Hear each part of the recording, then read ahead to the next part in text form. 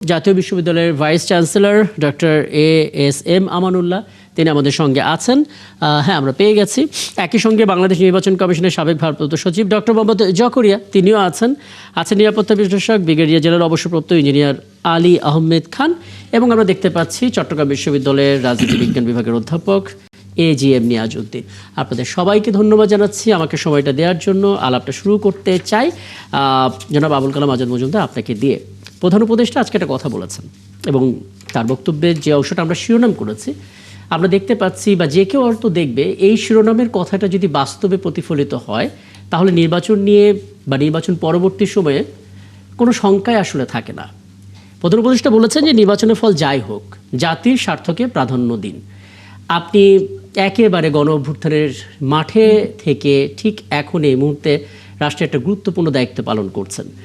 আপনার কি মনে হচ্ছে আসলে জাতীয় স্বার্থকে প্রাধান্য দিয়ে এখন দলগুলো কতটা আসলে প্রাধান্য দিয়ে ফলাফল মেনে নেওয়ার মতো এক ধরনের শক্ত অবস্থান বা প্রত্যাশিত অবস্থানে থাকবে? বা আরেকটু যদি ঘুরিয়ে বলি, আমাদের আয়োজনটা এখন পর্যন্ত কমিশন যতটুকু নিয়েছে ততটুকু সফল বলতে হচ্ছে, কারণ বড় কোনো ঘটনা ঘটেনি। সবচেয়ে বড় পরীক্ষা কাল বাদে পরশু নির্বাচনের ভোট নেওয়া এবং ভোট গণনা। কি মনে হয় জাতীয় স্বার্থকে প্রাধান্য দিতে কতটা প্রস্তুত দলগুলো? ধন্যবাদ আপনাকে। জাতীয় স্বার্থ তো একটা সুষ্ঠু নির্বাচন হলে জাতীয় স্বার্থ এমনিতেই আপনার সংরক্ষিত থাকবে। সব কিছু আসলে নির্ভর করছে যে আমরা নির্বাচনটা কতটা সুষ্ঠু এবং সুশৃঙ্খলভাবে আয়োজন করতে পারছি। আমরা এখন পর্যন্ত যা দেখছি তাতে সরকার পুরোপুরি আত্মবিশ্বাসী যে একটা সুন্দর নির্বাচন হতে যাচ্ছে দেশে।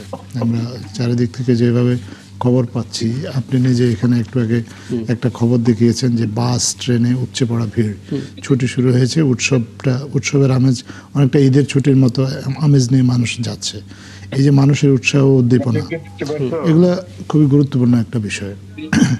মানুষ ভোট দেওয়ার জন্য, ভোটের উৎসবে শরিক হওয়ার জন্য গ্রামে গঞ্জে ছুটে যাচ্ছেন। আমরা মনে করি যে এই যে মানুষের যে ভোটারদের যে উৎসাহ উদ্দীপনা, এই উৎসব, এগুলো যদি আমরা এখন পর্যন্ত যা আছে এরকমই পরিস্থিতি থাকে এবং আমরা সুন্দর একটা নির্বাচন উপহার দিতে পারি, তাহলে মেনে না নেওয়ার কোনো কারণ নেই।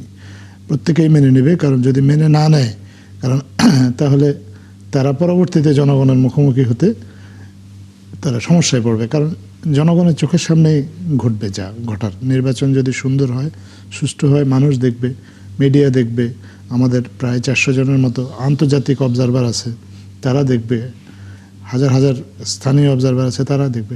সবার মতামতের পরে সবাই যদি মনে করে যে নির্বাচনটা সুষ্ঠু হয়েছে, ভালো হয়েছে, এবং তারপর যদি কোনো প্রার্থী মনে করে ফলাফল মেনে নিতে অস্বীকৃতি জানায়, তাহলে ভবিষ্যতে সেটা তার রাজনৈতিক ক্যারিয়ারে আমরা মনে করি যে প্রভাব ফেলবে। আমাদের রাজনীতিবিদরা বুদ্ধিমান, আশা করি এরকম কোনো ভুল তারা করবে না যদি নির্বাচনটা আমরা সবাই মিলে সুস্থ করতে পারি। তবে সুষ্ঠু নির্বাচনের ধ্যান ধারণা এটা একটা আপেক্ষিক বিষয়। কারো কাছে যেটা সুষ্ঠু অন্যের কাছে সেটা সুষ্ঠু মনে নাও হতে পারে, কিন্তু আমরা বিশ্বাস করি যে রাজনীতিবিদরা যথেষ্ট বুদ্ধিমান এবং তারা সাধারণ মানুষের যে রায় এবং তাদের যে উৎসাহ উদ্দীপনা এগুলোর প্রতি শ্রদ্ধাশীল থাকবে, এবং শ্রদ্ধাশীল থেকে দেশের স্থিতিশীলতার জন্য হলেও তারা এই জাতীয় স্বার্থে তারা ভোটের ফলাফল মেনে নেবে। এবং আমরা যেই নতুন রাজনৈতিক কালচারটার জন্য কাজ করছি, আমাদের দেশে এই কালচারটাই কখনো ছিল না, যে ভোটের ফলাফল মেনে নেওয়া, রাজনৈতিক প্রতিপক্ষকে সম্মান জানানো এবং গণতন্ত্রের স্বার্থে প্রতিপক্ষকে আসলে বিজয়ীকে অভিনন্দন জানানো, এবং যিনি বিজিত তাকেও আশ্বস্ত করা যে নির্বাচনে হেরে যাওয়া মানেই কিন্তু তিনি আসলে রাজনীতির মাঠ থেকে চলে যাওয়া না, তাকেও তো একটা বড় সংখ্যক ভোটার ভোট দিয়ে থাকবেন। আমাদের নির্বাচন ব্যবস্থাটাই এমন, যিনি বিজয়ী হয়েছেন তিনি হয়তো 40% ভোটারের ভোট পেয়েছেন, আবার যিনি জিততে পারেননি তাকেও হয়তো এমন হতে পারে যে 39% ভোটার তাকেও ভোট দিয়েছে। আপনি যিনি জিতবেন তাকে বিজয়ীর মানসিকতা নিয়ে, যিনি হেরে যাবেন তার কাছে যেতে হবে এবং তাকে সাথে নিয়েই কিন্তু কাজটা করতে হবে। এবং বিজয়ী বিজিত উভয় যদি আসলে এই মানসিকতাটা ধরে রাখেন, তাহলে আমার মনে হয় না যে ফলাফল মেনে না নেওয়ার মতো কোনো পরিস্থিতি তৈরি হবে। আসলে দিন শেষে দলগুলো যারা নির্বাচনে অংশ নিচ্ছেন তাদের নিজেদের স্বার্থে আসলে এই কোঅপারেশনটা করতেই হবে। কারণ যদি মনোমালিন্য তৈরি হয় এবং সেই মতভেদটা তৈরি হয় এবং সেই মতভেদটা যদি চূড়ান্ত পর্যায়ে যায় সেটা আসলে কারোর জন্যই ভালো হবে না, কারণ পরাজিত যে কোনো শক্তি চাইবেই আসলে এটা ঘটুক, রাজনৈতিক দলগুলোর মধ্যে দ্বন্দ্বটা চরমে থাকুক। তবে এখন পর্যন্ত সেটা মানে আশাবাদের ব্যাপার হচ্ছে এরকম যে আমরা দলগুলোকে একটা দল আর একটা দলকে একটি বিশেষ দল শব্দে আক্রমণ করতে দেখছি, অর্থাৎ নাম ধরে আক্রমণ করার যে পুরাতন রেটরিক বক্তব্যগুলো সেটা আসলে কিছুটা হলেও কম দেখতে পাচ্ছি। আমি একটু ডক্টর এস.এম. আমানুল্লাহ আপনার কাছে আসতে চাই, মানে এখন পর্যন্ত নির্বাচনে যে পর্যবেক্ষণগুলো আমরা দেখতে পাচ্ছি তাতে বোঝা যাচ্ছে যে অতীতে যে কোনো সময় এই রকম পরিস্থিতিতে এসে, অর্থাৎ নির্বাচনের ভোট গড়ে 2 দিন আগে এসে যেরকম খবরের শিরোনামগুলো আমরা দেখি, এবার মানে ঐতিহাসিক নির্বাচন অভ্যুত্থান পরবর্তী সময়ে নানা ম্যাসাকারের পর গিয়ে একটা গড়ে ওঠা বাংলাদেশের স্বপ্ন নিয়ে তৈরি হওয়া নির্বাচন যেরকম হওয়ার কথা ছিল আমরা শিরোনাম তেমনটা দেখিনি, এটা আশাবাদের খবর। মূল চ্যালেঞ্জ তো সামনে, কি দেখছেন পরিবেশ সবকিছু মিলে? আপনি যদি 1996 সালের নির্বাচন দেখেন, 2001 সালের নির্বাচন দেখেন, আপনার 2006-11 এই নির্বাচন যদি দেখেন, অথবা বাংলাদেশের যে জাতীয় সংসদ নির্বাচন, জাতীয় নির্বাচনের ইতিহাস যদি আপনি ঘাটাঘাটি করেন, তাহলে আপনাকে স্বীকার করতেই হবে যে এবারে নির্বাচনটা একটা উৎসবমুখর পরিবেশে হচ্ছে এবং এই নির্বাচনে আপনার যে ধরনের ম্যানেজমেন্টটা যেভাবে দেখতে পাচ্ছি তাতে অনেকটাই সন্তুষ্ট আমরা।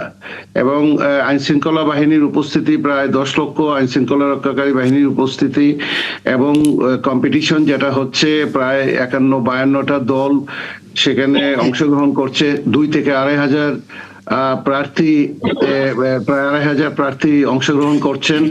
এবং আমি রিসেন্টলি কয়েকটা জেলা ঘুরে এসেছি আমার বিশ্ববিদ্যালয়ের কাজে, সাংঘাতিক উৎসবমুখর পরিবেশে আপনার বিরাট কম্পিটিশন আপনার সেখানে হচ্ছে। এবং সবকিছু মিলিয়ে যদি আপনি দেখেন তাহলে গত 2 যুগ ধরে, প্রায় 2 যুগ ধরে বাংলাদেশের মানুষ বা একটা জেনারেশন 2টা জেনারেশন ভোট দিতে পারে নাই, এবং সেই যে আগ্রহ ভোট দেওয়ার জন্য, সেটা জেনজিদের ভিতরেই হোক আর অথবা বয়স্ক যাদের ভিতরেই হোক না কেন, সেই আগ্রহটা একদম সুস্পষ্ট। এবং এই ভোটের জন্য মানুষ অনেকদিন ধরে অপেক্ষা করছিল। এটার জন্য দেশের স্বাধীনতা, সার্বভৌমত্ব, আমাদের স্থিতিশীলতা, অর্থনৈতিক উন্নতি, বাইল্যাটারাল পার্টনারদের সাথে সম্পর্ক, জিওপলিটিক্স, অনেক কিছু জড়িত। সাউথ এবং সাউথ ইস্ট এশিয়াতে এই বাংলাদেশের নির্বাচন নিয়ে অনেক আগ্রহ তৈরি হয়েছে।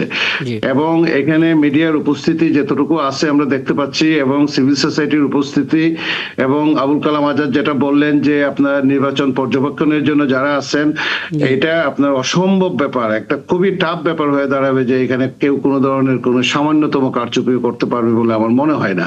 এবং আপনার এজেন্টরা যেভাবে এজেন্টদেরকে সেট করা হয়েছে, বিভিন্ন প্রার্থীদের কাছ থেকে যে খবরগুলো পাচ্ছি, শক্তিশালী এজেন্ট দেওয়া হচ্ছে এবং সবকিছু আশা করি একটা ট্রান্সপারেন্ট ভাবেই হবে।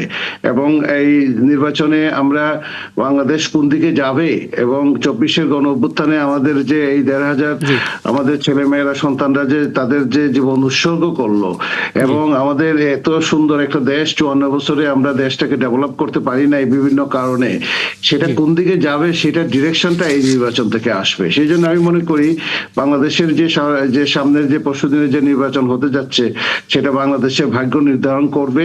খুবই দুঃখের ব্যাপার, 54 বছর পরে এসে আমাদেরকে এই কথাগুলো চিন্তা করতে হচ্ছে, যখন আমাদের আশেপাশের অনেক দেশই 54 বছরে অনেক দূর এগিয়ে গিয়েছে।